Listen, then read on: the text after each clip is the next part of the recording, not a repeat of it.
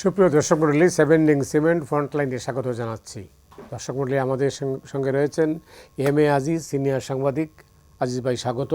Mujibur Rahman Manju, chairman AB party. Manju ভাই, আপনাকেও স্বাগত। আজকে দিনের খবর হচ্ছে আজিজ ভাই, সেটা হচ্ছে সাবেক স্পিকার শিরীন শারমিন চৌধুরী আটক, জেলখানায়, তার রিমান্ড হয়নি। তো এটা নানা আলোচনা হচ্ছে এটা নিয়ে, আসলে ব্যাপারটা কি, কেন অ্যারেস্ট হলেন, এতদিন কোথায় বা ছিলেন? হ্যাঁ, ধন্যবাদ আপনাকে। দেখেন, এটা হলপ করে বলা মুশকিল, তবে আমি যেটা কল্পনা করি সেটা আমার ধারণা। তার আমি চেহারা মোবারক যা দেখে বলছি, আমার কাছে মনে হয়েছে সে সেনানিবাসে আশ্রয় ছিল, তাকে এখানে পাঠানো হয়েছে, তিনি জেলখানায় গেছেন। না হলে আগের যে নিয়ম, অন্তর্বর্তীকালীন সরকারের যে আচরণ ছিল, তাকে একটা খুনের মামলা দেওয়া হইতো, দেয় নাই তো, তাকে জেলখানায় পাঠাইছে, এখন সে বেল হবে এবং ভবিষ্যতে যে রিফাইন্ড আওয়ামী লীগের একটা যে আলোচনা আছে বাজারে, সেই কারণে সেও একজন বিবেচিত হতে পারে, এটা আমার কাছে মনে হয়েছে। তবে শিরীন শারমিন কোথায় ছিল উনি জিজ্ঞেস করলেন, আপনার কাছে কোনো তথ্য আছে কিনা? না, আমার তথ্য নাই, আমি বলছি তো সেনানিবাসে। আপনি তো বড় সাংবাদিক, আপনার কাছে তথ্য তো আগের থেকেই তো জানতাম, বলাই হয়েছে সেনানিবাসে যে লিস্টে দেওয়া হয়েছিল, সেই লিস্টের ভিতরে তার নাম ছিল, তিনি সেনানিবাসে আশ্রয় নিয়েছিলেন। এবং টকশোতেও আমার এক ঘনিষ্ঠ বন্ধু বলছে যে এই সংসদ বসলো, আপনার শিরীন শারমিন তিনি কোথায় আছে, তাকে পারতো, নাহলে ডেপুটি স্পিকার তিনি জেলখানায় আছেন, তিনি আসতে পারতেন। তো বন্ধু মানুষ বেশি বিতর্কে যায়নি। আমি বলছি যে স্পিকার, ডেপুটি স্পিকার হতে গেলে তো এমপি হতে হয়, তো সংবিধানেই আছে এমপি হতে হয়। হ্যাঁ, তো তিনি তো সংসদ তো ভেঙে দিয়েছে 6 তারিখে, তো এরপরের থেকে কেউ প্রধানমন্ত্রীও নাই, কেউ এমপিও নাই।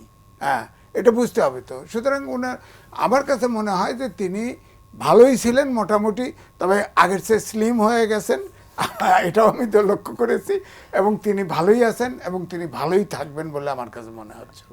আপনার সাথে দেখা হয়েছিল? না,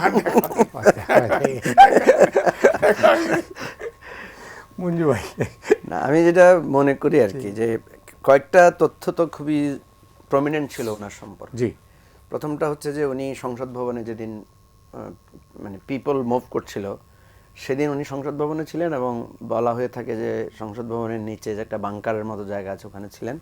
সেখান থেকে তাকে সেনাবাহিনীর লোকেরা পিক করেছে, এবং দীর্ঘ সময় ধরেই এটা আজিজ ভাইয়ের যে তথ্যটা আমাদের কাছে, সেটাও এটা ছিল যে উনি ক্যান্টনমেন্টে আছেন। ক্যান্টনমেন্টে যে 626 জনের একটা তালিকা ছিল, সেখানে ওনার নাম ছিল।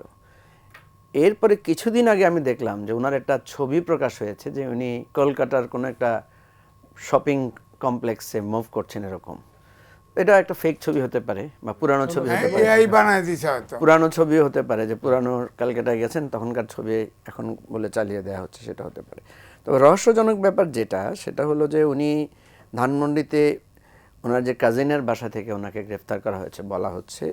এই গ্রেফতারটার প্রকরণ দেখে মনে হচ্ছে যে এখানের সাথে গভর্নমেন্টের বা আমাদের যে মানে কোনো না কোনো ক্ষেত্রে প্রশাসনের একটা জানাশোনা ছিল, এবং এক ধরনের মৌন সম্মতির মধ্য দিয়ে ওনাকে গ্রেফতারটা করা হয়েছে। এবং আপনি দেখেন, ওনাকে রিমান্ড দেওয়া হয় নাই, খুব বেশি মামলাও দেওয়া হয় নাই।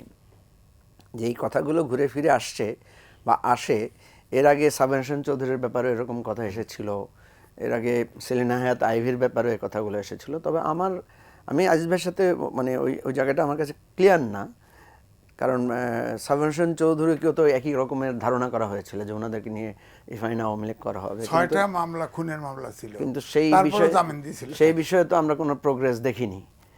তবে আমি যতটুকু মানে আঁচ করতে পেরেছি বা বুঝতে পেরেছি, যে ইন্টারিম গভর্নমেন্টের মধ্যে এরকম একটা প্রবণতা ছিল, চেষ্টা ছিল যে আওয়ামী লীগকে একটা রিফাইন আওয়ামী লীগ নামে অন্তত রাখার ব্যাপারে। কারণ আপনার মনে থাকার কথা যে সেনাবাহিনী প্রধান যখন আপনার ওই রাওয়ার প্রোগ্রামে বলেছিলেন যে একটা ইনক্লুসিভ ইলেকশন করতে চান, এবং পরবর্তীতে কিন্তু এগুলো নিয়ে আলোচনা হয়েছে, ইনক্লুসিভ ইলেকশন মানে কি, ইনক্লুসিভ ইলেকশন মানে কি আওয়ামী লীগকে যুক্ত করা। আমাকে নানা মহল থেকে বলা হয়েছিল যে সেনা প্রধান এরকম একটা ধারণা দিয়েছিলেন যে আওয়ামী লীগকে আপনারা ইলেকশনের বাইরে রাখবেন কেন, আওয়ামী লীগকে ইলেকশনে আনেন। কারণ আমাদের দেশে যতবারই তত্ত্বাবধায়ক সরকারের সময় নির্বাচন হয়, যেমন এরশাদের সময় যেটা হয়েছে, এরশাদ ছিলেন জেলে, বা এরশাদের দল তখন একটা একটা প্রেশারের মধ্যে ছিল, সেও সিলেকশন হয়েছে। এরপরে কখনো বিএনপি প্রেশারে ছিল, কখনো আওয়ামী লীগ প্রেশারে ছিল। এবারও কিন্তু আওয়ামী লীগ একটা প্রেশার, মানে কি আওয়ামী লীগ তো অনেকটা নিষিদ্ধ দল আকারেই ছিল। তো এমনি আমরা যেটা মনে করি, আমি আওয়ামী লীগের পাবলিকলি বহুবারই তো আওয়ামী লীগকে বলেছি যে আপনারা শেখ হাসিনার যে নেতৃত্ব এটাকে অস্বীকার করেন। শেখ হাসিনা থেকে ইভেন আপনাদের যদি সেই মানে সামর্থ্য থাকে, শেখ হাসিনাকে বহিষ্কার করেন দল থেকে। কারণ উনি গণতান্ত্রিকতা, দলীয় নীতি এবং রাষ্ট্রকে যে জায়গায় আওয়ামী লীগকে নিয়ে গেছে, এটা তো তার বিরুদ্ধে দলীয়ভাবে সিদ্ধান্ত হওয়া উচিত। তো এই জায়গায় আমার কাছে মনে হয় না যে শিরিন শারমিন চৌধুরী বা সাবের হোসেন চৌধুরী বা সেলিনা হায়াত আইভিদের মতো লোকেরা যে তাদের এই সক্ষমতা বা সাহস আছে যে তারা দলের মধ্যে একটা সিদ্ধান্ত গ্রহণ করে যে শেখ হাসিনাকে বহিষ্কার করবেন। তবে আমাদের গণতান্ত্রিক অগ্রযাত্রার জন্য আমরা যেটা মনে করি, আওয়ামী লীগ যেহেতু একটা বড় শক্তি, এবং এবারের নির্বাচনে আমি দেখেছি, যেহেতু আমরা নিজেরাও নির্বাচন করতে গিয়ে আমরা দেখেছি যে আওয়ামী লীগ কিন্তু এবার নির্বাচন বর্জন করে নাই।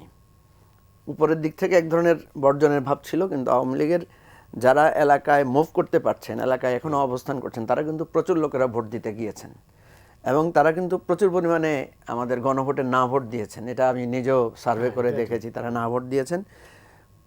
বেশিরভাগ ক্ষেত্রে আমার কাছে মনে হয়েছে তারা ধানের শীষে ভোট দিয়েছেন, কোথাও কোথাও অন্য মার্কায়ও ভোট দেওয়ার কথাও আমরা শুনেছি। তো আওয়ামী লীগের লোকদের যে এই যে ভোটে অংশগ্রহণ করা, এটা কিন্তু একটা নতুন মাত্রা। এবং শেখ হাসিনার যেই ক্যারেক্টার, শেখ হাসিনা তো আমি তো ভাবছিলাম হরতাল দিবে, অবরোধ ডাকবে, ভোটের দিন হোক না হোক একটা বাধা সৃষ্টি করার চেষ্টা করবে। তো এইটাকে আমি জানি না এই সরকার কিভাবে বিষয়টাকে ডিল করবেন। আমার কাছে মনে হয় যে আওয়ামী লীগের যারা খুব মানে একেবারে সরাসরি অভিযুক্ত, দোষী, খুনের সাথে, অর্থ পাচারের সাথে, দুর্নীতির সাথে, সন্ত্রাস সৃষ্টির সাথে, তাদেরকে আলাদা করে ফেলা দরকার এবং তাদেরকে বিচারের আওতায় এনে, এটাই তাদের প্রতি জাস্টিস, তাদেরকে বিচারের আওতায় আনা। আর এটা আনবে কি?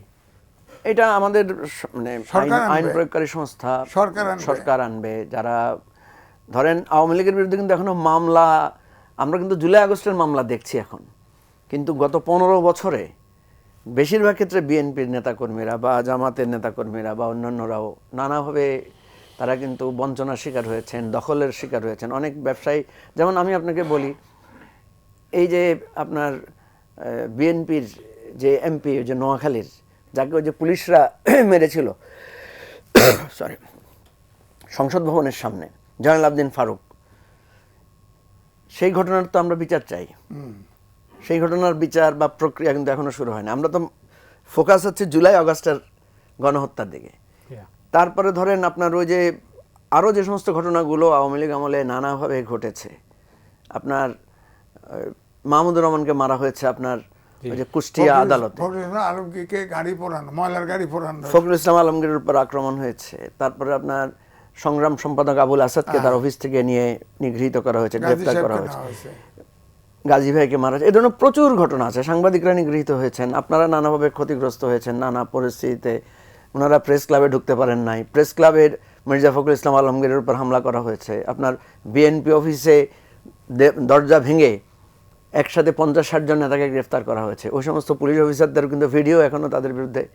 এই সমস্ত মামলা বা বিচারাধীন কার্যক্রম তো আমরা এখনো ঢুকেই নাই। আমরা এখন তো জুলাই আগস্টে শেষ করতে পারছি না। সুতরাং আওয়ামী লীগের বিরুদ্ধে একটা জেনুইন, আমি বলছি না যে আওয়ামী লীগের লোকদের বিরুদ্ধে দমন নিপীড়ন চালাতে হবে, জেনুইন ন্যায় বিচারের স্বার্থে এই জিনিসগুলো বিচারের আওতায় আনতে হবে। তাইলে হবে কি, পরবর্তী কেউ আর এই পথে যেতে পারবে না।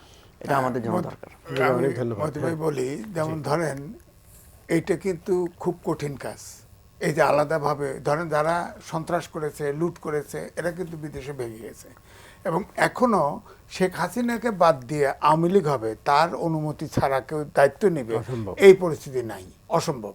দ্বিতীয়টা হচ্ছে এই যে ডক্টর মোহাম্মদ ইউনূস যে অধ্যাদেশ জারি করে গেছে, এক্সিকিউটিভ অর্ডারে যেটা দিয়ে গেছে, সেখানে কিন্তু বলা হয়েছে যে সাধারণ নেতাকর্মীরাও কিন্তু তাদের বিরুদ্ধে মামলা হতে পারে। এই পরিস্থিতিতে এটা সামাল দেওয়া কঠিন আছে আমি বলবো। দ্বিতীয়টা হচ্ছে যে ধরেন এই যে আপনার ডক্টর মোহাম্মদ ইউনূস, এটা তখন এক্সিকিউটিভ অর্ডারে আওয়ামী লীগের কার্যক্রম নিষিদ্ধ করেছে। তখন যদি তিনি ক্ষমতা দীর্ঘায়িত না করার ইচ্ছা না করে যদি নেপালের কার্কির মতো যদি ইলেকশনটা দিয়ে দিত 6 মাসের ভিতরে, তাহলে তো আওয়ামী লীগ এমনিতেই পলিটিক্যালি কিল্ড হয়ে যেত। আওয়ামী লীগ তো ইলেকশনে ঠিক নেপালের মতো সরকারের মতো কয়েকটা সিট পাইতো।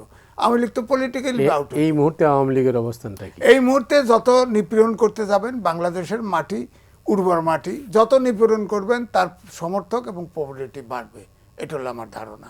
সুতরাং এখন নিপীড়ন মানে কি? আপনি বিচার করবেন না? না, আপনি বিচার যে অন্যায় করছে তার সেটা তো শাস্তি পেতে বরাবরই, হবে না? সেটা তো বরাবরই বলা হচ্ছে, কিন্তু সেটা না করে এটা যে ছাপলুডু খেলা খেলছে ইউনূস সাহেব। তার নিজের রাষ্ট্র ক্ষমতায় যাওয়া দীর্ঘায়িত করার কারণে এই সমস্যাগুলি তৈরি করেছে। ধরেন তখন যদি শুধুমাত্র ওই যে সেনাপ্রধান যে কথা বলেছে, রাজনীতিবিদরা যদি বুঝতেন, ওই সময় যদি ইলেকশনে আওয়ামী লীগকে ঢুকায় দেওয়া হতো, তাহলে কিন্তু আওয়ামী লীগের উপরে যে হেট্রেটটা ছিল, এটা এমনিতেই নেপালের মতো কমিউনিস্ট পার্টির মতো রেজাল্ট হতো।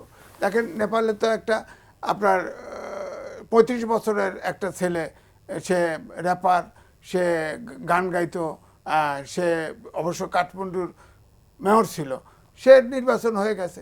এবং ওইখানে দেখেন ছাত্ররা যারা আন্দোলন করেছে তাদেরকে কিন্তু কারকে এসে সাথে সাথে শিক্ষা প্রতিষ্ঠানে ফেরত দিছে, এবং তাদের পার্টিও ছিল না। পার্টি ওই বালেন্দ্রর যে তার একটা ছোট্ট পার্টি ছিল, সেই পার্টিকে সমর্থন দিয়ে সরকার জিতে গেছে। আর আমাদের দেশে আইজ ভাই, আপনি নেপালের সাথে তো বাংলাদেশকে তুলনা করলে হবে না। আপনি বাংলাদেশে কি, নেপালে তো ধরেন দায়িত্ব নিয়েছে যে সুশীল কার্কি দায়িত্ব নিয়েছে, উনি কে? উনি একজন প্রধান চিফ জাস্টিস। বাংলাদেশে তো জাস্টিসরাই পালায় গেছে সব। আপনার চিফ জাস্টিস নাই, অতীতের চিফ জাস্টিস নাই, আপনি মসজিদের ইমাম পালায় গেছে। কার্কিকে কেসে নেয় আপনারা ডক্টর মোহাম্মদ ইউনূস 303 থিওরি দিয়ে সারা পৃথিবী কাঁপাচ্ছে, আপনাকে তো আর এই দেশে এসে ডুবায় দিচ্ছে। আপনি তো ঢাকা শহরে একটা লোক পান না, আপনাকে ওই ফ্রান্সে যিনি চিকিৎসা নিচ্ছেন 3 দিন পরে সেই লোকটাকে নিতে হয়েছে। আপনারা সেটা তো ভুলে যান। যখন তুলনা করেন নেপালের সাথে, তখন আপনাকে বুঝতে হবে যে বাংলাদেশের গণ অভ্যুত্থান আর নেপালের গণ অভ্যুত্থান এক জিনিস না।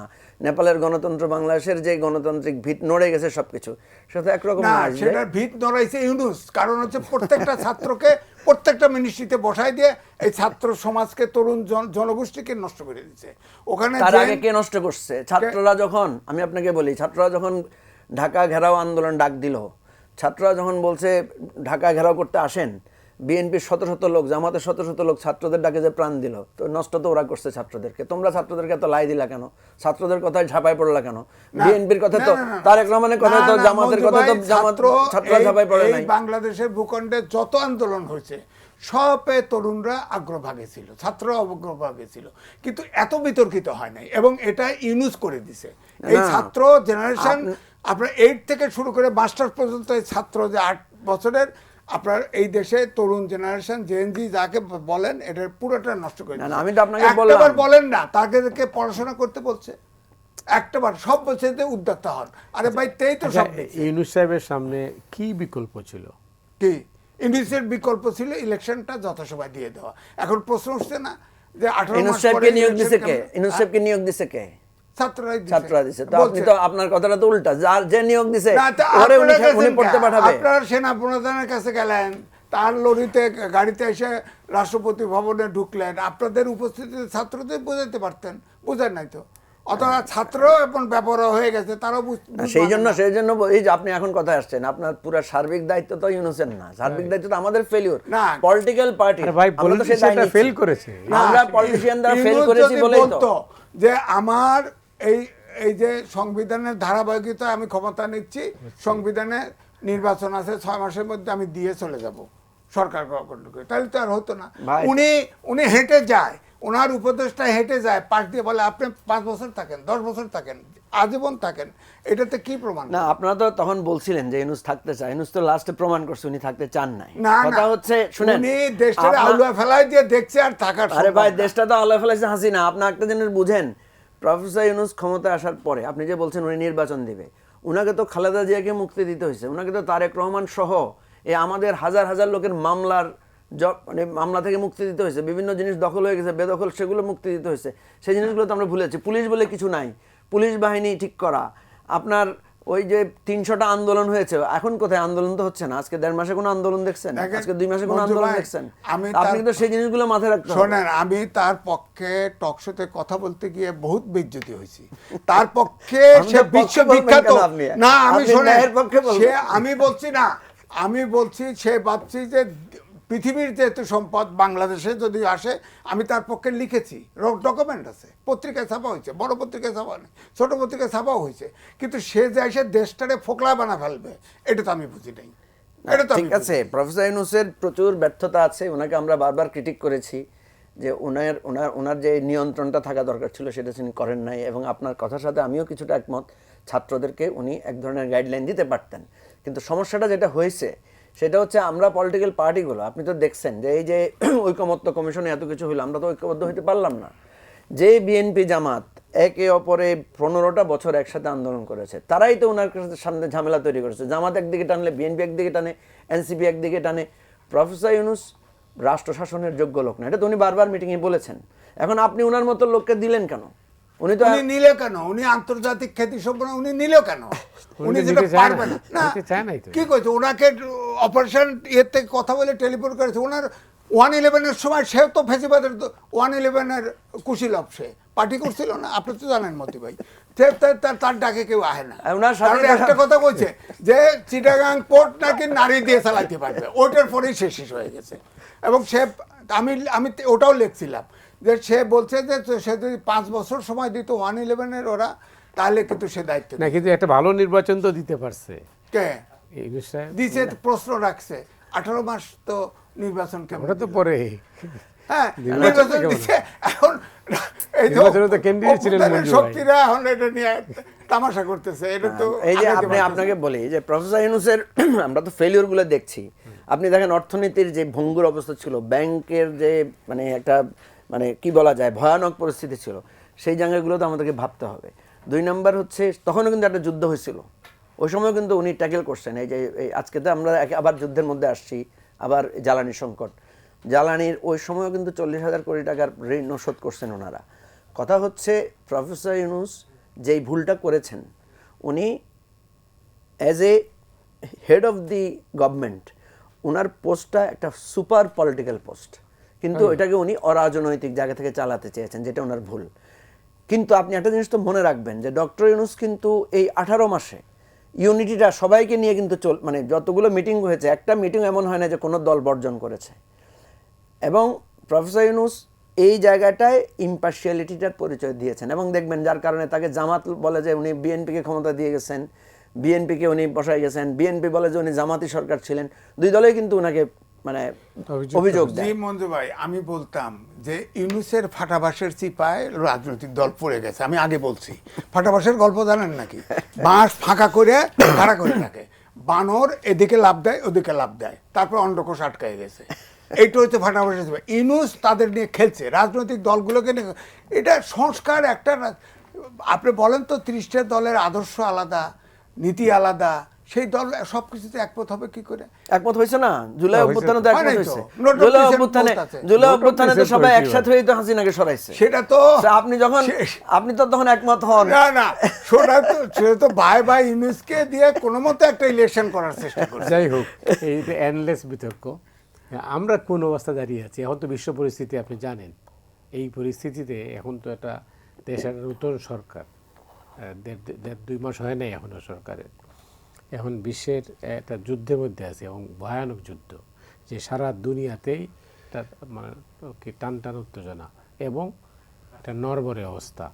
বাংলাদেশের অর্থনীতিও মারাত্মক চাপের মধ্যে। এই তেলের লাইন দেখছেন দীর্ঘ হচ্ছে খালি। তারপরে এমনিতে মানুষের মধ্যে অর্থনৈতিক সংকট খুব চরমে। এই অবস্থা, এই সংকট থেকে আমরা বের হবো কিভাবে? এটা বের হওয়া কিন্তু আমাদের হাতে নাই। কারণ আপনি দেখেন, তেল সরকার এই ভাগম তেল আমাদের যে ডিমান্ড, তার অর্ধেক তেল আছে, সংগ্রহ করতে পারতেছে, আর তেল ওপেন মার্কেট থেকে কেনার চেষ্টা করতেছে এলএনজি, তাতে ডাবল পয়সা লাগে। তো এইটা কতভাবে করবে? এবং অর্থমন্ত্রী নিজে পরিষ্কারভাবে বলেছে সারা পৃথিবীতে সব পণ্যের দাম ডাবল হয়ে গেছে, আমরা এখনো দাম বাড়াইনি, তেমন উল্লেখযোগ্য হারে বাড়ে নাই। হ্যাঁ, বাড়বে, কিন্তু এই যুদ্ধ আপনার ইরান নাসর তারা ছাড়বে না। ইরান এবং আমেরিকা, আপনি দেখেন, আমি হয়তো অত ছোট মানুষ বলবো না, আপনার আফগানিস্তানকে থেকে যুক্তরাষ্ট্রে হাত গোটাইতে হয়েছে, ভিয়েতনাম থেকে 30 বছর ফাইট করে হাত গোটাতে হয়েছে। ইরানের কাছে এবার যুক্তরাষ্ট্র পরাস্ত হবে এবং এই জন্যে এই যুদ্ধ দীর্ঘায়িত হবে। এবং কারণ হচ্ছে ইরানে কিন্তু আপনার ঐশ্বরিক একটা ভূখণ্ডিক ইয়ে আছে, সুবিধা আছে। চারদিকে 51টা প্রদেশ, প্রায় 150-র মতো শহর আছে এবং অধিকাংশই হলো আপনার পাহাড় এবং ইয়াতে বেষ্টিত, মানে ঘেরাও করা, যার ফলে কোনো পদাতিক বাহিনী, ট্যাঙ্ক এগুলো টেগুলো যাইতে পারে, উপর থেকে গুলি করতে হবে, তো ওরা তো মরতে প্রস্তুত। ইরানের ভিতরে ওরা তো আবার আন্ডারগ্রাউন্ড ইয়া করে রাখছে না, ওটা বাংকার তো প্রচুর পরিমাণে প্রচুর বানায় রাখছে। এটা তো ধরেন তারা বলতেছে না গোপন। তারপরে ধরেন তাদের যে আপনার এই যে ড্রোন হলো আমেরিকার 4 ভাগের 1 ভাগ খরচ, অথচ ড্রোন এত আধুনিক, মারে পূর্ব দিকে যায় পশ্চিম দিকে, বুঝছেন। এবং তারা কিন্তু এমনি সামরিক শক্তিতে বলা হয় যে ইসরায়েল বা আমেরিকার আলাদা আলাদাভাবে অত শক্তি নাই। ইরানের রাষ্ট্রদূত তো বলছে বাংলাদেশকে তারা জ্বালানি দিয়ে সার্বিকভাবে সাহায্য করবে। তো এই জন্য না বলছে তো 5টা দেশ, বৌদ্ধ দেশকে জ্বালানি হরমুজ প্রণালী ছাড় দিবে, এর ভিতরে বাংলাদেশও আছে, কিন্তু সেটা তো সময় লাগতেছে। কিন্তু আমি তো বুঝতেছি না যে ঘাটতি, ইতিমধ্যে 5টা জাহাজ কিন্তু আসছে এবং আবার সৌদি আরবও কিন্তু একটা জাহাজ কিন্তু অন্য পথে এনে দিয়েছে। আপনি কি মনে করেন যে আর্টিফিশিয়াল ক্রাইসিস? না, কিছু ভুল সিদ্ধান্ত তো আছেই। ধরেন জ্বালানি তেল মানুষ মানে কি করতেছে, মানে তেল মানে উদাও করে দিচ্ছে। না, তেল তো আপনার ধরেন এই যে অনেক পেট্রোল পাম্প, আবার অনেকে তেল বেশি করে নিয়ে তো চোরাচালানি হচ্ছে, আবার করতেছে আপনার ডিপোজিট করতেছে, বাধাই করতেছে। সরকারের এখানে মিসম্যানেজমেন্ট আছে বলে আমি মনে করি। প্রথম কথা হচ্ছে, আমরা কিন্তু যখন যুদ্ধ শুরু হয় এবং যুদ্ধ পরিস্থিতি নিয়ে আমরা তখন মাননীয় প্রধানমন্ত্রীকে বলছিলাম যে আপনি একটা সর্বদলীয় এবং সর্বমহল, অর্থাৎ যারা স্টেক হোল্ডার আছে বিভিন্ন শ্রেণী পেশা, সবাইকে নিয়ে একটা জাতীয় একটা মানে সংলাপ ডাকেন যে এরকম একটা ক্রাইসিস হতে যাচ্ছে, এখন আমাদের করণীয় কি। এখন সরকার কিন্তু তখন খুবই, আপনি দেখছেন যে খুব কনফিডেন্স নিয়ে কথা বলছে যে আমাদের কোনো সংকট নাই, কোনো অসুবিধা নাই। এখন একটা জিনিস কনফিউশন নিজেই তৈরি করেছে, সেটা হচ্ছে নিজে বলছেন সংকট নাই, কিন্তু কোনো ব্যাখ্যা ছাড়াই উনি আবার রেশনিং চালু করলেন। রেশনিং করার সময় যদি বলতেন যে ফিউচারে একটা সংকট আসতে পারে যার কারণে আমরা একটা রেশনিং করে দিচ্ছি, সেটাও কিছু বলেন না। কিন্তু একদিকে বলছেন সংকট নাই, আরেকদিকে করে দিলেন রেশনিং। এই আপনি দেখবেন হিসাব করে রেশনিংয়ের পরেই কিন্তু প্যানিকটা তৈরি হয়েছে। এই যে প্যানিক বাইং বলে যেটা ওনারা বলছেন, প্যানিক বাইংটার জন্য কিন্তু সরকারের এই মিসম্যানেজমেন্ট দায়ী। এখনও কিন্তু রিপিটেডলি বলছে সংকট নাই, কিন্তু সংকট নাই। তারপর আপনি অফিস সময় কাটেল করলেন, স্কুল সময় কাটেল করার চিন্তা করছেন, মার্কেট বন্ধ রাখার জন্য টাইম দিচ্ছেন। তার মানে কি? তার মানে মানুষ মনে করতেছে আসলে মনে হয় কিছুই নাই, আমাদেরকে বলতেছে সংকট নাই, আসলে তেলের মহাসংকট। তাহলে এই প্যানিক যখন সরকারি দায়ী হয় প্যানিক তৈরি করার জন্য, তাহলে এই দায় তো সরকারকে নিতে হবে। দ্বিতীয় কথা হচ্ছে যে আপনি যদি বলেন মজুদদার এটা সেটা, তো আপনি আপনার রাষ্ট্রকে চেনেন না, আপনার জনগণকে চেনেন না। আপনি এই রাষ্ট্রের মধ্যে কি কি সমস্যা হতে পারে আপনি সেটা প্রেডিক্ট করবেন? তো ফিলিপাইন যদি করতে পারে, আমাদের পাশে ইন্ডিয়া, ইন্ডিয়ার আর আমাদের দেশের অবস্থা একই, ওরা তো 95% ডিপেন্ডেন্ট তাদের জ্বালানির উপর, এত বড় রাষ্ট্র। পাকিস্তান দেখেন আমাদের চাইতে অনেক বেটার করছে, তারা কিন্তু নিজেদের দেশে জ্বালানি নির্ভরতা কমাতে পেরেছে। 5 to 10% কমিয়ে তারা সৌর বিদ্যুৎ দিয়ে তারা নিজেদের ডিপেন্ডেন্সি কমিয়েছে। আমাদের 95% জ্বালানি আমাকে বিদেশ থেকে আমদানি করতে হয়। আবার জ্বালানির মধ্যে আমার ইন্ডাস্ট্রি এবং ইলেকট্রিসিটির জন্য চলে যায় আপনার 2/3 আপনার জ্বালানি। তো এই রকম অবস্থায়, এবং আমার এই যে আমার এই বৈদেশিক মুদ্রার উপরে চাপ পড়ছে, অলরেডি আমার 42% ছিল, সেটা থেকে কমে 39% বা প্লাস ছিল, এর সাথে কমে কিন্তু এখন 29-80 দিকে চলে আসছে। এবং এখন যে এলএনজি কেনার জন্য, যেটা আজিজ ভাই বললেন, এলএনজি কেনার জন্য যে দ্বিগুণ টাকা আপনি কিনবেন, সেখানে কিন্তু আবার আপনার রিজার্ভের উপরে চাপ পড়বে। এখন কথা হচ্ছে, আপনি রিপিটেডলি বলছেন কোনো সংকট নাই। হ্যাঁ, সংকট না থাকার কারণও আছে, কারণ আমাদের 2 মাসের জ্বালানি রিজার্ভ ছিল। এরপরে যখন ইরান বলছে আমরা হরমুজে আপনাদেরকে বাধা দিচ্ছি না, মাল্টিপল জায়গা থেকে আমি আমার জ্বালানি সংগ্রহ করতে পারছি। কথা হচ্ছে, ক্রাইসিস যখন হবে আপনি কেউ জাতিকে মোটিভেট করবেন, যার আমি বহু লোককে দেখেছি অটো আমি আমাদের লেভেলে আমি অনেকে দেখেছি বলছে আমি গাড়ি বের করছি না, গাড়ি সাশ্রয় করছি, আমি রিক্সায় চলাচল করছি বা আমি ওই যে মেট্রোতে চলাচল করছি, কারণ উনি মনে করছেন যে ফুয়েলের কনজাম্পশনটা কমানো দরকার। প্রধানমন্ত্রী যেখানে গিয়ে ওনার লাইট কমাই দিচ্ছেন, ইত্যাদি ইত্যাদি করছেন, এগুলোর জন্য তো আপনাকে পিপলকে ওরিয়েন্টেড করতে হবে, পিপলকে জানাতে হবে। এখনও আমি মনে করি সরকার এ ব্যাপারে খুবই ভুল পদক্ষেপ নিচ্ছে, দ্রুত সবাইকে ডাকা দরকার। কিন্তু আমি আজকে সরকারের নীতি নির্ধারণী দুজনের সাথে কথা বলেছি, ওনারা বলছেন 1 মাসের মধ্যে যুদ্ধ থেমে যাবে। এর আগেও আমরা দেখেছি ওনারা বলছেন না, যুদ্ধ বেশি দূর আগাবে না, কারণ ওনারা মনে করছেন যে ইরানকে তো মাইরা মানে শেষ করে ওনারা সামহাউ প্রথম যে স্টেটমেন্টটা করেছিলেন সেটা কিন্তু প্রো আমেরিকান স্টেটমেন্ট হয়েছে, খুবই দুর্ভাগ্যজনক একটা স্টেটমেন্ট করেছেন। পরে যদিও সেটাকে আমাদের নিন্দা এবং প্রতিবাদের মুখে পরে তারা সেটাকে সংযত করেছেন। তো আমার কথা হচ্ছে যে আপনি আপনার দায়টা সঠিকভাবে নিতে হবে। এখনও আমি মনে করি সরকার যথেষ্ট ভুল কাজ করছে, প্যানিক নিজেরাই তৈরি করছে। এবং সবচেয়ে দুর্ভাগ্যের কথা হচ্ছে মানে আমরা যেখানে দেখতে পাচ্ছি দিনের পর দিন লাইন, আমরা যেখানে দেখতে পাচ্ছি রাত জেগে লোকেরা পেট্রোল পাম্পে অবস্থান করছেন, ওনারা বলছেন যে না এটা মানে কৃত্রিম সংকট, ওনারা বলছেন। তো এই ধরনের ইগনোরেন্স তো খুবই আপত্তিকর।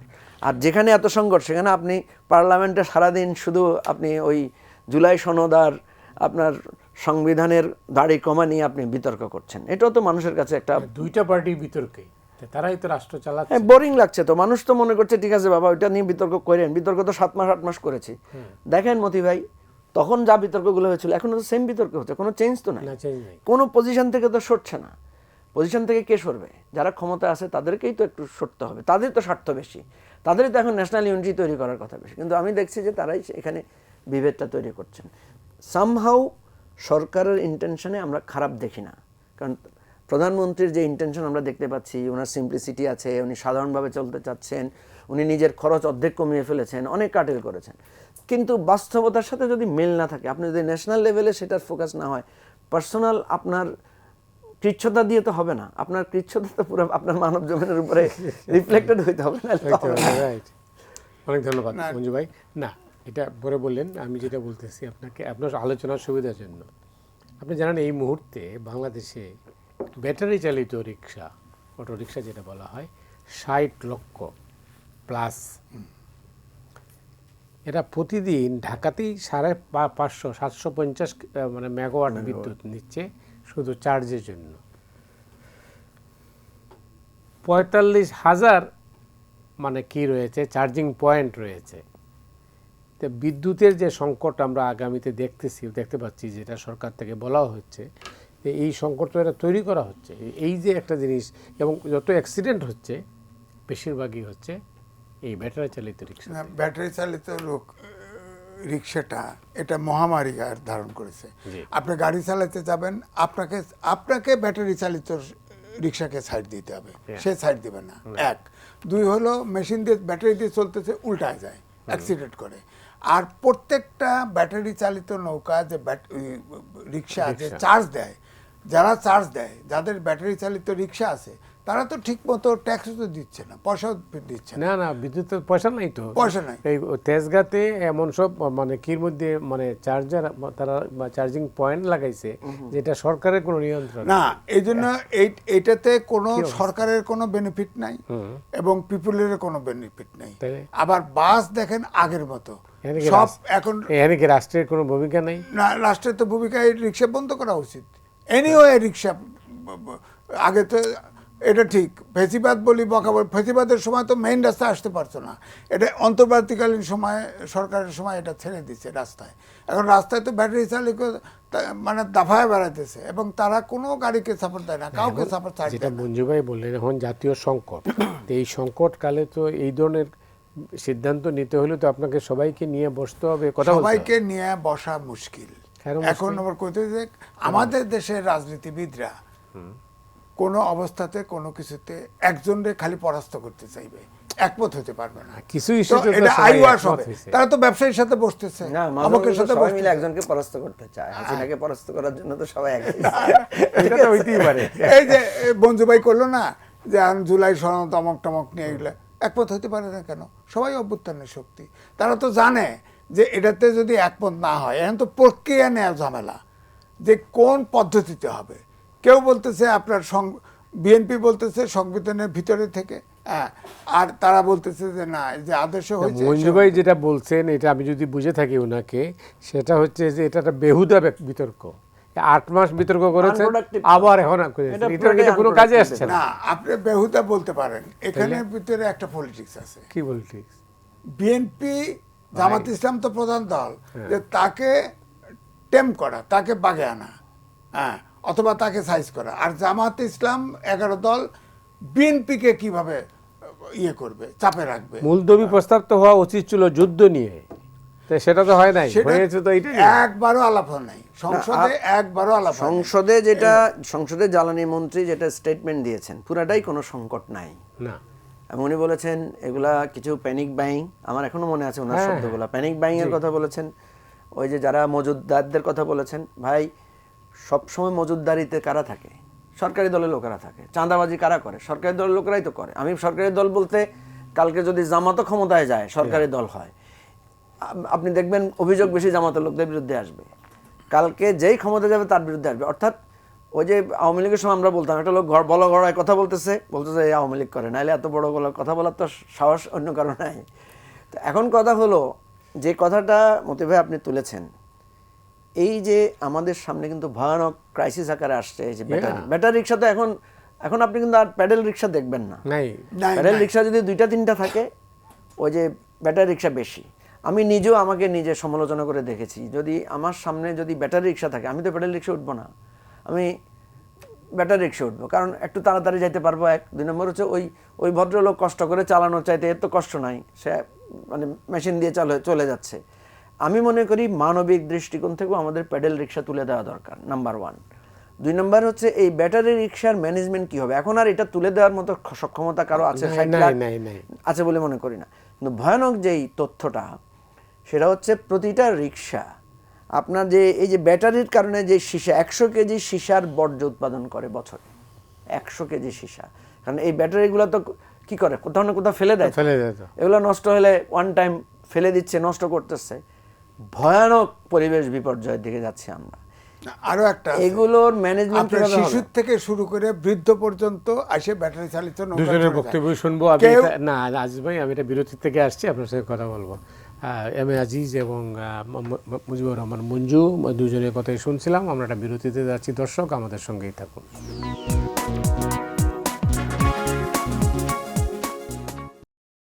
সুপ্রিয় দর্শক মণ্ডলী, আপনারা দেখছেন ফ্রন্টলাইন। আমাদের সঙ্গে রয়েছেন দুজন অতিথি, মুজিবুর রহমান মঞ্জু এবং এম এ আজিজ। আমরা বক্তব্য শুনছিলাম, মঞ্জু ভাই যেটা বলছিলেন, আপনি বলছিলেন, আপনাকে থামিয়েছিলাম আমি। ঠিক আছে না, মঞ্জু ভাই যে অংশ বলেছে আমি তার সাথে একমত। সাথে এটাই বলবো, যত নির্দয়ী হোক না কেন, এই ব্যাটারি চালিত যে রিক্সা, অটো রিক্সা, এটাকে মেইন রাস্তার বাইরে অন্তত দিতে হবে। 1, 2 হচ্ছে শিশুর থেকে শুরু করে বৃদ্ধ পর্যন্ত এই ব্যাটারি যেহেতু চলে, শক্তি লাগে না, আসে গ্রাম থেকে এসে সব এখানে এটি চালাচ্ছে। এটাতে হচ্ছে কি, দেশে কোনো দিনমজুর পাওয়া যাচ্ছে না, জমি জমায় কোনো কৃষক পাওয়া যাচ্ছে না, কোনো কামলা পাওয়া যাচ্ছে না। সুতরাং ওখানে তো শূন্য হয়ে যাচ্ছে। এটা তো অটোমেশনে গেছে এমনি কৃষিখাত অনেক জায়গায়, কিন্তু ওখানে ডেইলি লেবার পাওয়া যাচ্ছে না দেশে। সুতরাং এই যে কৃষিখাত খুব সাংঘাতিকভাবে ক্ষতিগ্রস্ত হচ্ছে। সুতরাং একটা দিক যদি আপনি দেখতে যান, আর একটা দিক তো ক্ষতিগ্রস্ত হচ্ছে। খুব সহজ এই ধরনের সিদ্ধান্ত নেওয়া, কঠোর হতে হবে, কিছু করার নেই। এই জন্যই তো বলছে আইওয়াসের জন্যে মঞ্জু ভাইকেও ডাকতে হবে, জামাতের আমিরকেও ডাকতে হবে, অন্য বিপ্লবী সেলিম সাহেবকেও ডাকে, এভাবে ডাকিয়া তাদের সিদ্ধান্ত নিছে, সবাই মিলে সিদ্ধান্ত নিছে, নিয়ে এদের তো কয়েকবার অ্যাটেম্প নিছে না, আরে বাবারে লড়াকু জীবন দিয়ে ফেলায়, এদের উৎখাত করা যায় না।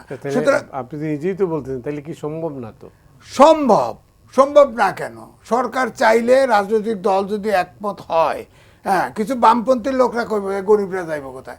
গরিবদের জন্য তো বিশ্বায়নের যুগে গরিবদের জন্য শুধু রাজধানী না, তো সারা বিশ্বের জন্য রাজধানী, এটা ভাবতে হবে। 2 হচ্ছে আপনি একটি খাতে ঢাকা শহর অচল করে দিচ্ছেন ট্রাফিক জ্যামে, এখন ফুয়েল কস্টের কারণে।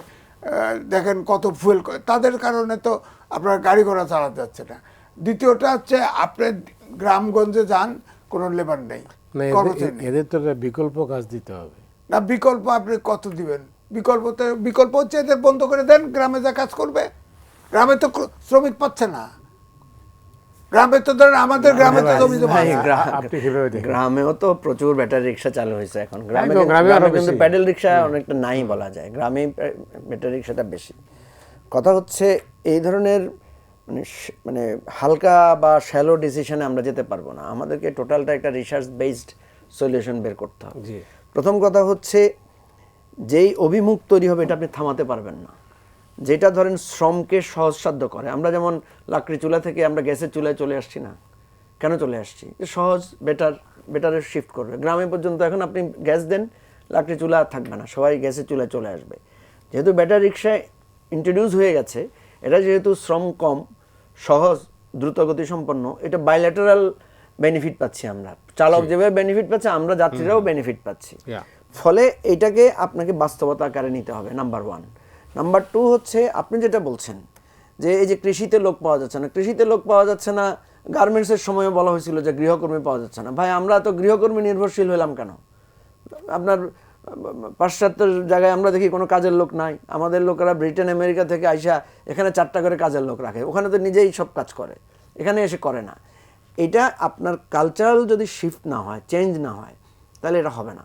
আমাদের এই যে আত্মীয় স্বজনরা আমরা দেখি, যখন সে লন্ডন থেকে আমেরিকা থেকে দেশে বেড়াতে আসে, নিজের প্লেটটা তো নিজে ধোয় না এখানে এসে, ওখানে তো তার প্লেট সে বলতেই হয় না, নিজের প্লেট নিজে ধুয়ে ফেলে। এখানে এসে সে জানে যে তার প্লেট তো তাকে ধুইতে হবে না, তার লোক আছে ধোয়ার জন্য। আমরা যে বলি না যে ঢাকা এয়ারপোর্ট পার হওয়ার পরেই তো আমরা আর ওই সব আবার বাঙালি ক্যারেক্টারে ঢুকে যাই। জাতীয় সংকট মোকাবেলার জন্য আমি যেটা মনে করি, আমাদের তো কোনো ক্যারিয়ার প্ল্যানিং হয় না জনশক্তির মধ্যে। আপনি কেন একটা ছেলে সে এই ব্যাটারি চালিত রিক্সা চালক হয়ে যাচ্ছে যেহেতু এটা ইজিলি সে অ্যাডপ্ট করতে পারছে। আপনি দেখেন বিকল্প যদি আপনি, আমাদের অনেকগুলো চাকরির পথ বা ব্যবসায়ের পথ খোলা আছে। আমি বহু ছেলেরা চাকরির জন্য আসে, তাকে জিজ্ঞেস করে তুমি কি পারো? সে বলে যে আপনি যে কাজ দিবেন সে। আমি চা বানাইতে পারো? সে বলে যে চা বানানো এটা তো, মানে সে ভাবছে যে চা বানানো এটা আবার কোনো একটা স্কিল নাকি? এটা একটা স্কিল তো, ভালো দুধ চা বানাইতে পারাটা একটা স্কিল।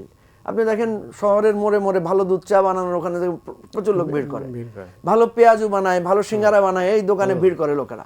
এগুলো তো একটা স্কিল। এই স্কিল শেখার জন্য তো খুব বেশি ট্রেনিং এর দরকার হয় না। কথা হচ্ছে আপনি তো তাকে বিকল্প কর্মসংস্থান দিচ্ছেন না, সে নিজে নিজে খুঁজে নিচ্ছে। সে দেখছে যে ব্যাটারি চালিত রিক্সা ধরে ডানে বামে গেলেই তো এটা চলে, এটা তো আর প্যাডেল মারার মতো শক্তি লাগে না সব, ফলে এটা খুব সহজে সে শিখতে পারে। আপনি দেখেন ভালো ড্রাইভার পাচ্ছেন না আপনি। এই যে কেন আমাদের এত দুর্ঘটনা হয়, ড্রাইভারের জায়গায় ওই যে হেল্পার গাড়ি চালায়, তার মানে ড্রাইভারের সংকট আছে, ড্রাইভারকে ভালো করে বেতন দেওয়া বা বিভিন্ন সমস্যা আছে। এই জায়গাগুলো আপনি শহর এলাকায় দেখবেন, টেইলারিং শপে আপনি কাপড় দিতে যান, মহিলাদের আমি দেখি প্রায় টাইমলি ডেলিভারি পায় না, কারণ অনেক অর্ডার। এই যে টেইলারিং শপ, এই যে মোবাইল সার্ভিসিং, এই যে ফ্রিজ সার্ভিসিং, এই যে আমাদের এখন টেলিভিশন সার্ভিসিং, আমাদের যে ধরেন এই ওই যে স্যানিটেশন মিস্ত্রি টেস্ট্রি আছে, ইলেকট্রিক মিস্ত্রি আছে, এগুলোর কিন্তু প্রচুর ডিমান্ড আছে, প্রচুর শর্টেজ আছে। সেদিন আমার অফিসে 4টা ছেলে আসছে আমাদের পার্টিতে জয়েন করতে, আমি দেখলাম ওরা কর্মজীবী। একজনকে দেখলাম সে রাজমিস্ত্রির কাজ করে, একজনকে দেখলাম সে ইলেকট্রিক মিস্ত্রির কাজ করে। আমি তো খুব অবাক হলাম, তোমরা পলিটিক্স করতে আসছো? বলছে হ্যাঁ, আমরা তো স্বাধীন পেশা, আমরা রাজনীতি করব। তোমার ইনকাম কত? রাজমিস্ত্রি যে করে সে বললো যে আমার 30,000 টাকা ইনকাম। চিন্তা করতে পারেন আপনি, এই যে বিদেশ চলে যায় যারা, তারা কয় টাকা ইনকাম করে বলেন? সৌদি আরবে, মালয়েশিয়ায় যারা কাজ করে আমরা তো দেখি, তারা তো দিন মানে মাস শেষে তো 10,000 টাকাও সেভ করতে পারে। সাগরে মারা যায় কত, সাগরে মারা যায় কত। না, কিন্তু আমাদের, আমি যেটা বলছি আজিজ ভাই, আমাদের এই জায়গাগুলোর দিকে ফোকাস করতে হবে। আমরা রাজনীতি বলেন, সমাজনীতি বলেন, সমাজের লোকেরা আমাদের ফোকাসটা ভিন্ন জায়গায়। এবারে নির্বাচনে তো অংশগ্রহণ করে দেখলাম কি পরিমাণ টাকা প্রার্থীরা খরচ করেছে। তাইলে আপনার এই টাকাগুলো এই জায়গাগুলো থেকে তো আমরা সেভ করি, এগুলোর জন্য তো আমরা কর্মসংস্থান করতে পারতাম। কর্মসংস্থানের জায়গায় আমার কথাগুলো আবার নীতি কথা হয়ে যাচ্ছে। কর্মসংস্থানের জায়গায় প্রপার প্ল্যানিং লাগবে। কি পরিমাণ লোক বেকার আছে, এই যে এবারে বিএনপি বলেছে যেটা, যে 1 কোটি লোকের কর্মসংস্থানের ব্যবস্থা করবে। অনেকে বলেছে এটা একটা এটা খুবই মানে আজব কথা, এটা অবাস্তব কথা। কিন্তু আমি বিএনপির যেই মানে ব্যাখ্যা শুনেছি, ব্যাখ্যাটা কিন্তু আমার কাছে যৌক্তিক মনে হয়েছে। তারা যে ব্যাখ্যাটা দিয়েছে, সেই ব্যাখ্যাটা তো লাগবে রে ভাই। আপনি দেখেন একটা লোক এসে আপনার প্রেশার চেক করতেছে, একটা ডায়াবেটিস চেক করতেছে, 200 টাকা 500 টাকা দিচ্ছে গ্রামের লোকেরা, শহরের লোকেরা দিচ্ছে।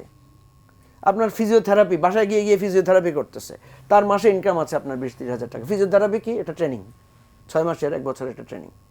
আপনি একটা সাধারণ হেলথের একটা ট্রেনিং, আপনি যদি শুধু ভালো প্রেশার চেক করতে পারেন, ডায়াবেটিস চেক করতে পারেন, আরও 2টা চেক করতে পারেন, এই ধরনের হেলথ ওয়ার্কার তো স্বাধীনভাবে কাজ করতে পারে। তো এই জায়গার দিকে আমাকে কনভার্ট করতে হবে। আমি সবাইকে ইজি বাইক চালানো, ওই চালানোর দিকে অটোমেটিক মানুষ তার খুঁজে নিচ্ছে।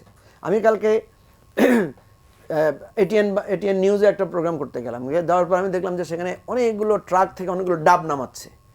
তা আমার একটু ডাব খাওয়ার ইচ্ছে হলো, আমি ড্রাইভারকে বললাম যে একটা ডাব নিয়ে আসো। সে কিছুক্ষণ পরে এসে বললো যে এটা তো খুচরা ডাব বিক্রি করে না, এটা তো সব পাইকারি। তো আমি আর ডাব খেতে পারলাম না। তারপরে শো থেকে নেমে আসার পর আমি দেখলাম যে সেখান থেকে লাইন ধরে ধরে রিক্সাওয়ালারা ডাব নিয়ে যাচ্ছে। তো আমি ড্রাইভারকে জিজ্ঞেস করলাম, এই যে ডাব নিয়ে যাচ্ছে এরা, এদেরকে জিজ্ঞেস করছে এরা কত টাকা দিয়ে কিনে, বিক্রি কত করে ওটা তো আমরা জানি, কারণ আমরা দেখি 100-150 টাকা দিয়ে ডাব বিক্রি করে। দেখেন ওই পাইকারি জায়গা থেকে সে 50-60 টাকা করে ডাব কিনে বা 60-70 টাকা করে ডাব কিনে, প্রত্যেকটা ডাবে খুচরা যখন সে বিক্রি করে তার 40 টাকা লাভ হয়, 40-50 টাকা 30 টাকাও লাভ হয়। 100 ডাব যদি সে 30 টাকা লাভে বিক্রি করে, তাহলে তার ইনকাম কত? 3000 টাকা স্রেফ। সে শুধু কাউরান বাজার থেকে কিনে নিয়ে হয়তো সে বনানীতে, গুলশানে বা বাড়িধারায় গিয়ে সে বিক্রি করছে।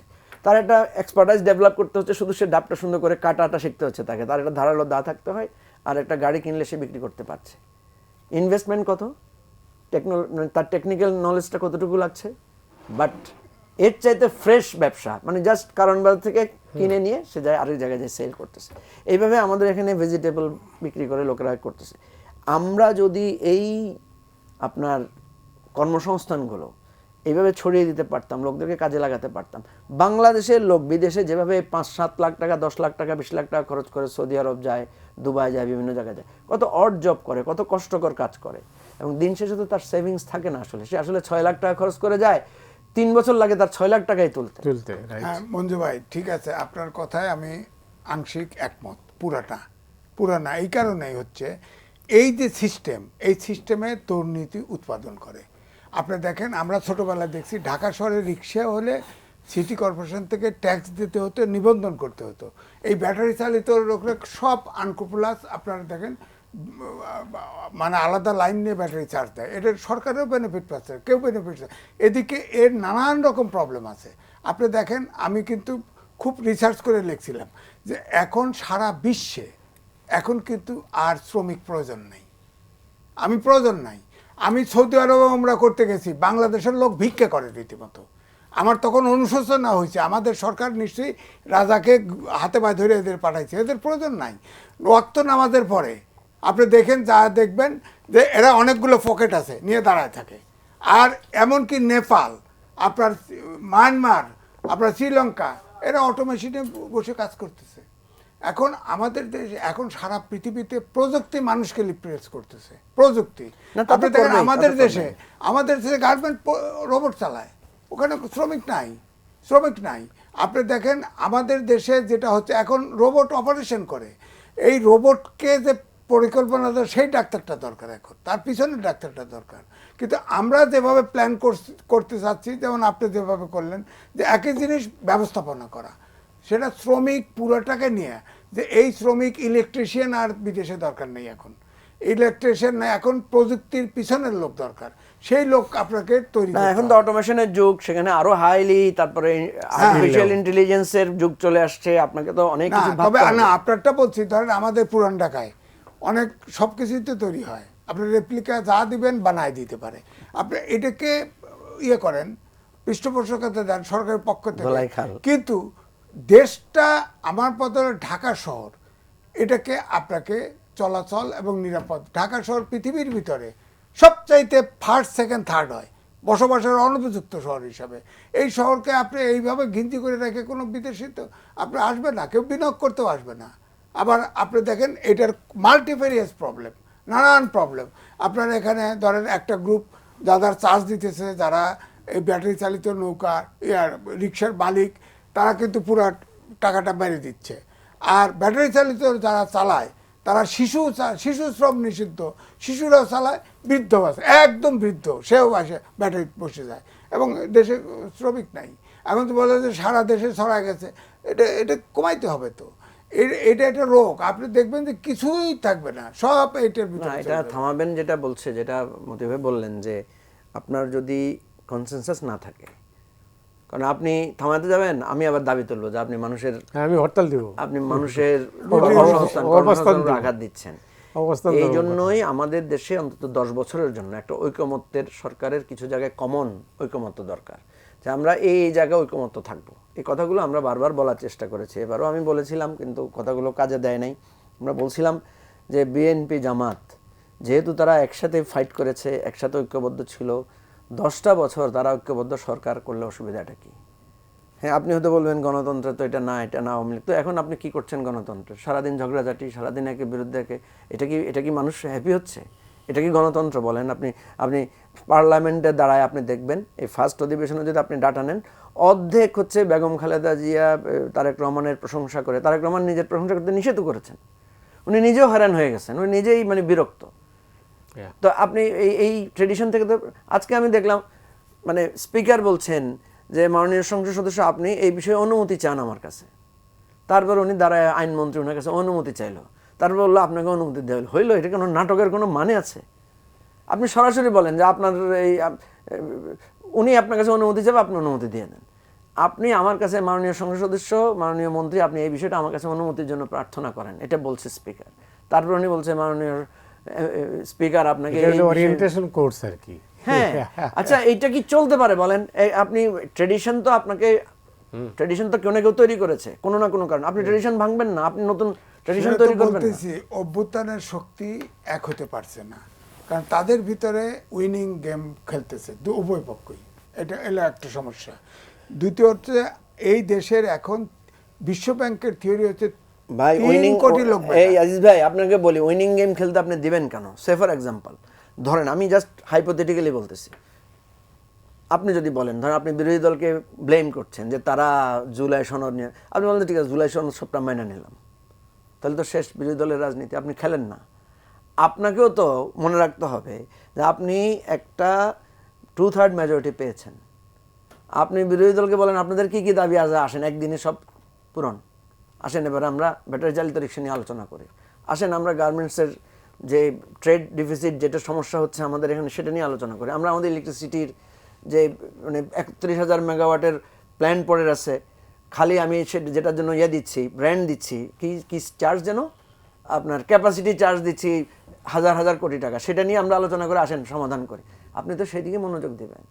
আপনি যদি মনে করেন সারাদিন তার সংবিধান শিখাবেন আর সে আপনাকে বলবে গণভোট হয়েছে, খেলা তো মানে এটা। মতি ভাই, ইউনিট সরকারের সময়ে একটা প্রজ্ঞাপন জারি করা হয়েছে, সেখানে হচ্ছে যে সিটি কর্পোরেশনের, আওয়ামী লীগের সময় সিটি কর্পোরেশনে যারা লোকাল গভর্নমেন্টে যারা চেয়ারম্যান মেয়র হবে, হ্যাঁ, তাদেরকে যদি কোনো মামলা থাকে, অমুক থাকে তমুক থাকে, তাহলে তাদেরকে ডিসমিস করা যাবে। প্রথমে 6টা সিটি কর্পোরেশন নির্বাচন হলে সব বিএনপি জিতে গেল, তখন কিন্তু দেখেন সবগুলোকে আনলোড করে দেয়, একটাও রাখলো না। ইউনিট সরকারের সময় এসে বলল যে না, সরকার যদি ইচ্ছে করে সব বাদ দিয়ে দিতে পারবে, এবং দিয়ে দিচ্ছে, বাদ দিয়ে দিচ্ছে, এবং সেই অধ্যাদেশ কিন্তু ঠিক রাখছে। এখন যেটা হয়েছে সেটা হচ্ছে কিচ্ছুই করার, ইউনিট সরকারের সময় কইছে জিজ্ঞাসা করতে পারবে না, একটা ইলেকটেড প্রতিনিধি সে সরকার চাইবে বাদ, তাহলে ইলেকশন করে লাভ কি? না না, জনগণের ওই সময় এটা করা হয়েছিল, যে অধ্যাদেশটা এটা করা হয়েছিল যেহেতু বিভিন্ন জায়গায় আপনার স্থানীয় প্রতিনিধিরা পালাই গেছে, পাওয়া যাচ্ছে না। ইউনিট সরকার ভুল যেটা করছে যে কমনলি সবাইকে বাতিল না করে কেস টু কেস করার দরকার ছিল, যারা পালাই গেছে ওদেরকে বাতিল করেন, কিন্তু যারা ছিল ধরেন বিএনপি পন্থী অনেক উপজেলা চেয়ারম্যান তো ছিল, বা মানে সরকারের সাথে আওয়ামী লীগের সাথে মানে বিদ্রোহী প্রার্থী হিসেবে অনেক ছিল, এদেরকে রেখে দিতে পারতো। কিন্তু এটা আমরা তখন বলেছিলাম যে আপনারা এইভাবে করেন না, এই যে গড়ে আপনি বাতিল করছেন এটা ভুল সিদ্ধান্ত ছিল। তবে যেই অধ্যাদেশটা করার তখন দরকার ছিল, কারণ আপনি আমাদের আইনে যেটা ছিল যে কোনো কনভিকশন ছাড়া কাউকে বাতিল করা যাবে না, তখন ওদের তো কনভিকশন নাই, কিন্তু সে তো পালায় গেছে, সে তো দুবাই চলে গেছে, কনভিকশন লাগে না। এই যে ভাই আমার থামতে হবে, হাতে সময় নেই। এম এ আজিজ সিনিয়র সাংবাদিক, আপনাকে অনেক অনেক ধন্যবাদ। মঞ্জু ভাই আপনাকে অনেক ধন্যবাদ। দর্শক মণ্ডলী, আপনারা যারা অনুষ্ঠান দেখলেন আপনাদের সবাইকে ধন্যবাদ জানিয়ে আজকের মতো এখানে বিদায় নিচ্ছি। ধন্যবাদ।